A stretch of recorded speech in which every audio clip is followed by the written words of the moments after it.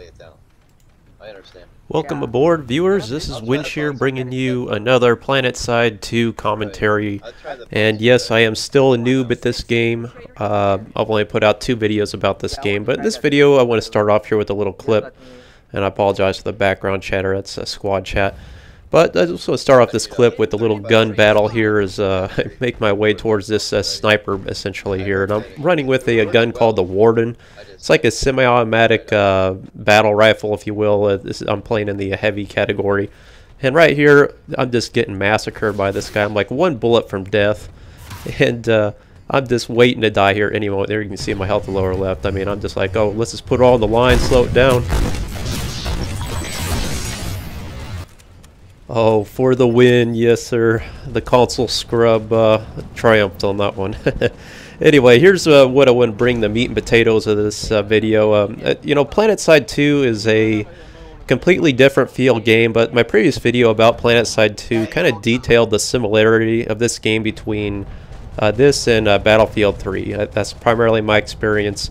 And I've kind of drawn some flack for that, but I really don't see how, because it really does make sense to me coming from Battlefield 3 this game. I mean, the feel of it, you just can't go out there Rambo style. I mean, you really got to rely heavily on teamwork more than anything here.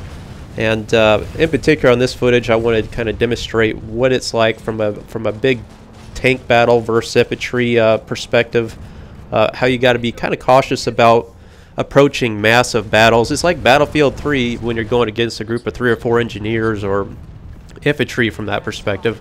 You gotta approach that situation cautiously and use engineers on your own side to repair your tank and try to get blast radius off of your main cannon shell, and you just, again, understanding your limitations on the battlefield. So in a lot of ways this feels a lot like Battlefield 3, but on a much grander scale. I mean, from what I understand, on these servers on PC, this game is only available on PC, of course.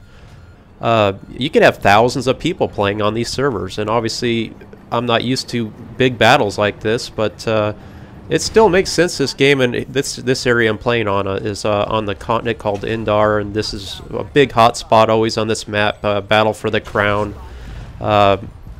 You're always pretty much guaranteed a battle in this arena, so a lot of my footage comes from here. As you can see here in these tanks, this is the Vanguard tank. I want to show you basically a clip here, or I'm showing you now. I've kind of cut out some parts of this clip, but basically I go 15 minutes in this tank without getting destroyed, but playing cautiously, using teamwork to support me.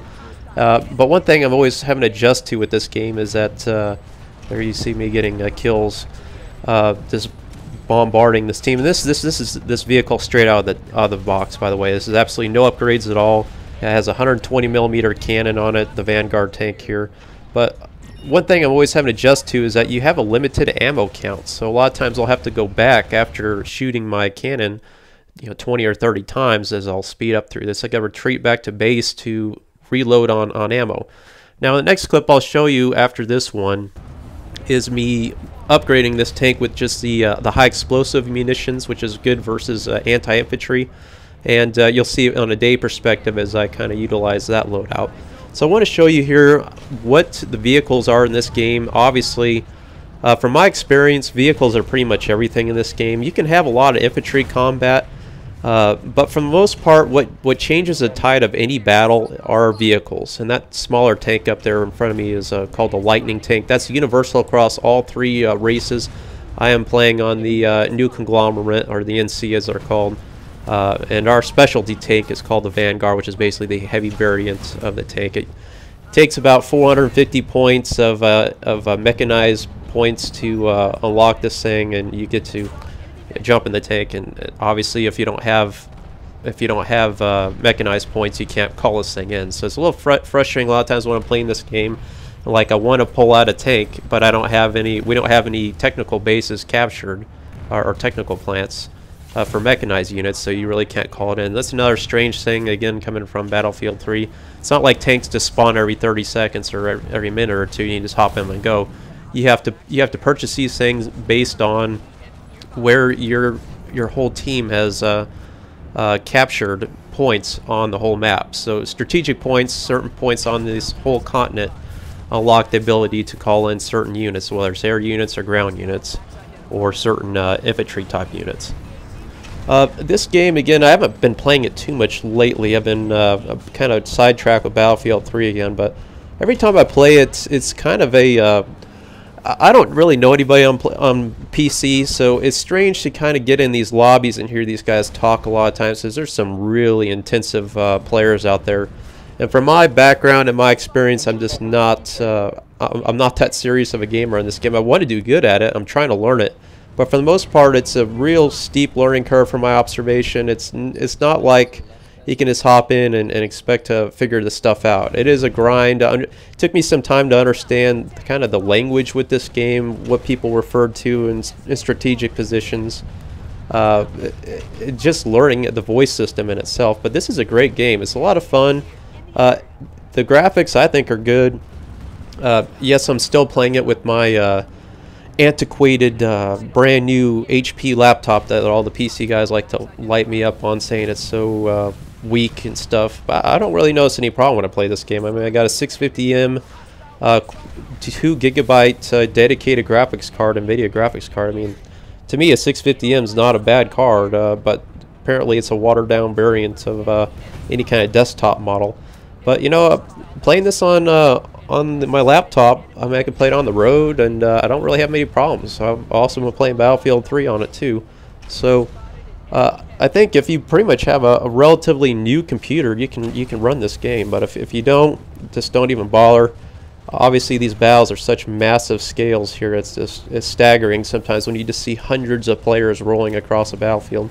Notice that lock icon right there. I'm getting locked on now, so you have to kind of pull back here, and thankfully we're not getting too much air resistance from this perspective as well. But obviously this vehicle right out of the box here, you can see it's difficult in terms of identifying targets. It's really hard to see it. You really need to have some kind of zoom optics. I've unlocked zoom optics, but for some reason whenever I hit the key to zoom in, I cannot utilize them. I don't know what I'm doing wrong in that perspective. I don't know if the key binding's not taking or what exactly the problem is, but if you could get thermal optics and some zoom optics with this thing, and then you get a guy in your gunner turret with an upgraded gunner, which I have upgraded now to the, I think the 85mm rocket or the anti-infantry one. I can't remember which one I unlocked, but I've upgraded this thing quite a bit now with some certification points. I just went ahead and dropped the cash on them because I figured, you know, I got it there, you may as well use it on some kind of vehicle. So it'd be nice to get a good crewmate in here, an engineer that knows what he's doing. We could zoom in here a little bit. I think you could really make some good clips here. And I mean, obviously, just by myself here, I went 15 minutes, so I'm not going to show you the whole clip. This is roughly just the highlights of half of it here. But let me show you now to the next clip here as we move on from a different perspective here, onslaughting the crown as the enemy has it now. And this is daylight, obviously. But now I have the HE cannon equipped on this vehicle. And that is a high explosive round, and I don't have very much time to really show, but I think you can see what quickly, from just one clip here, what this thing's capable of doing, and that is wiping out mass quantities of enemies. I think you can notice these situations here, you're always kind of at a distance with tanks in this game. They're almost like artillery pieces more than up-front tank battles. But the problem with this crown position is that there's some really big turrets up there. And right here is what I'm talking about. Look at all that massive enemies right there. And if I could just sit here all day, I would just destroy all these guys real quick. I mean, this thing is just incredible for taking out enemies. So you can really see the advantages of the loadouts in this game. And right here, I just want to freeze that again to emphasize.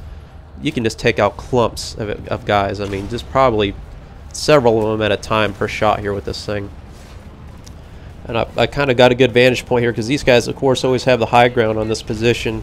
Looking over, shooting down, it's really difficult to onslaught this. So I thought I was going to do real good here and start taking out all these guys as they start getting some kills. But then they figure it out, and they get up in these turrets up on that platform on the crown. And those things just massacre tanks at range. And I kept trying to communicate with my teammates, so we got to focus on those turrets because I can't do much of basically I can't do anything with my turret on this vehicle. It's strictly for infantry, so kept trying to communicate there. We got a sunder up here which allows our teammates to spawn there and also replenishes my ammo on site as well, which was helping me out a lot. But I was pretty much stopped dead in my tracks here with these turrets constantly shooting us at range, and there's just not much you can do against that. So kind of hope this video kind of encompasses the dynamic strategic perspective of this game. There's a lot going on. It's all about knowing the big picture, so to say, and working in conjunction, getting air support, ground support, infantry support. You really got to have it all in this game. So it has a lot to offer if you haven't played this game, but just be aware that you got to have a really big team base support to play this game. You can't just Lone Ranger it. Every now and then you can have some fun doing that. From my experiences, if you're not working in a big old platoon, it's really an uphill battle. It's kind of dissatisfying. Well, I hope that you guys enjoyed this video. I plan on bringing more Planetside 2 stuff. It just depends on how much I can play it, how much I can record it. But it's not something I'm an expert in by any means. But this is kind of my experience with this game. It's a good game. It's fun. But we'll see what the future brings with this, and I'll have more content to come. Thanks for watching.